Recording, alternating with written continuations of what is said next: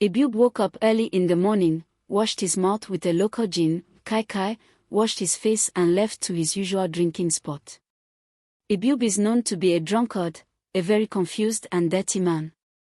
From the look of things, it is obvious that Ebiub has given up on his dreams and future.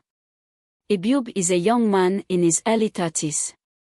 He's skinny, black and unkempt, and this made him look older than his age. Ebiub is known to be jobless, always moving from one drinking spot to another. To make things worse, he doesn't need advice from anybody, irrespective of who they are. He was just living like a ghost, waiting for the day he would die. You wonder how he fits. Yes, he do menial jobs like clearing bushes, fetching water and taking care of people's farm. He doesn't do this on daily basis, he usually does them whenever he's hungry. He feed on people's crumbs. He was living just to punish himself for the mistake that cost him his conscience and future. He doesn't seem to forgive himself, at least not in this life. Here is the story behind Ebiub's shattered life. Ebiub was a very handsome and agile young man in his early 20s. He was a hustler. He could not finish his secondary school because of his mother's illness. He has 2 younger siblings. Ebiub's father, Samuel, moved to US for a greener pasture when Ebiub was barely 5. He promised to come back and pick his family. Out of desperation, Samuel joined bad gang and became a drug dealer. Unfortunately, the business did not favor him. He was caught and sent to jail. His family lost his contact, nobody knew his whereabouts. After so many years, it was assumed that Samuel was dead. His family moved on long time ago. Ebiub, being the first son, took up the responsibilities of supporting his mother. He was given a bike, popularly known as Okada, on hire purchase. Hire purchase means that while he used the bike for business, he would be paying weekly until he completes the money, maybe within a year or more. Ebiub accepted the offer. He started his Okada business at the age of 19. He completed the money within a year. Officially, he became the owner of the bike. Ebiub moved to the city with his bike. Initially, Ebiub was so determined to take his family out of poverty with his bike business, unfortunately he diverted his mission along the way. Before the age of 22, Ebiub already had 2 bikes he gave out on hire purchase while riding one to himself. Due to continuous extortion from touts and court boys, Ebiub was pushed to divert his mission. One day, he made up his mind to join court, so that the intimidation and the unnecessary extortion from court guys and touts would stop. After joining court, his goal and mindset changed. Being a newbie in the court, he was sent to different operations along other newbies to steal. At first, it was against his conscience, but when he realized that the what he makes from each operation worth more than what he gets in a month from his bike business, he began to love the fact that he joined court. Ebiub was among the people that were terrorizing Upper Eweka in Onitsha. People began to respect him. He was using his bike business as cover-up. Sometimes he robbed people in the bus, sometimes they break into people's shop in the night, but most times he uses his bike to kidnap people, especially in the night, rob them and leave them to their fate. At a time, Ebiub bought a taxi so as to level up.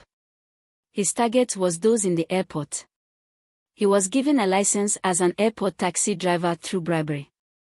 He started his job and was honest, so as to be on a good record. One day, Samuel, Ebiub's father, was released from jail in US. He had saved some money because, while in the prison, he was subjected to work. He decided to come home to meet his family after so many years. He knew he had nothing left for him to do in US, cause age was no longer by his side. Samuel landed safely at the airport where Ebiub worked as a taxi driver. Despite many other taxi drivers that offered to ride him, he chose Ebiub. While on their way to the junction, where Samuel would take another bus that would take him home, Ebiub initiated a conversation with Samuel. They flowed so well but did not introduce themselves. From their conversation, Ayub sensed that there may be some valuable things in the man's bag. Ayub texted 2 of his colleagues. He told them about the man and how he looked. When he dropped Samoa at the junction, Samoa boarded another bus to his hometown. However, Ayub's colleagues joined them in the bus. While in the bus, Samoa met his old childhood friend from his village. They greeted and hugged like brothers. They began to chat in the bus. When the bus got a lonely highway, the 2 robbers shot in the air and ordered everyone to move out of the bus and face down. They opened the boot and took all the bags that belonged to Samoa. Samoa stood up and was dragging the bag with one of them. That particular bag contains $10,000. That was all his worth, his life savings, his only hope of livelihood. He knew he would look useless to come home empty-handed after spending 18 years in the US. Those robbers kicked him so he could leave the bag, but he insisted. So, one of the robbers shot him in the chest and left with the bag. Samoa died at the spot. With the help of his friend that he met in the bus, Samoa was taken home as a corpse. His family were heartbroken to meet him as a corpse after 18 years. His friend narrated the incident to his kindred and they cursed the people that had hand in his death. Ayub was given $1,000 as his share from the money, which was equivalent to 500,000 naira. That night, he received an urgent call from his mom to come home first thing in the morning. However, Ayub did not leave early in the morning. He branched to the market to buy some food stuff for his mama and younger sisters. When he got home, he was surprised to see many people gathered in his compound. He hurried to meet his mother to know what the problem was. His mom took him to where Samoa, his father's corpse, was lying. He was shocked to see the man he set up lying as a corpse. He opened his mouth to shout but became dumb. He rushed out, people tried to hold him but he overpowered them. He entered a nearby bush to commit suicide but many people held him. He couldn't believe he killed his own father because of $1,000. After Samoa's burial, Ayub engraved the secret in his heart. He swore to live and die with that secret. He regretted his past life, he became depressed. He started taking drugs to ease his pain but to no avail.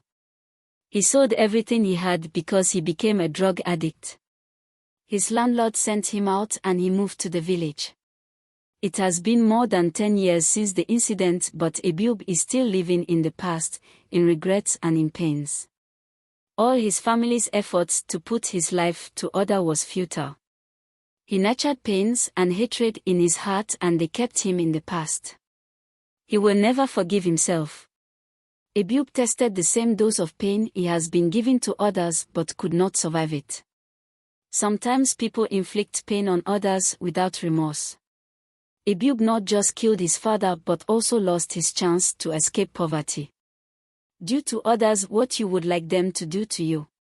Thanks for watching. Please subscribe to my YouTube channel.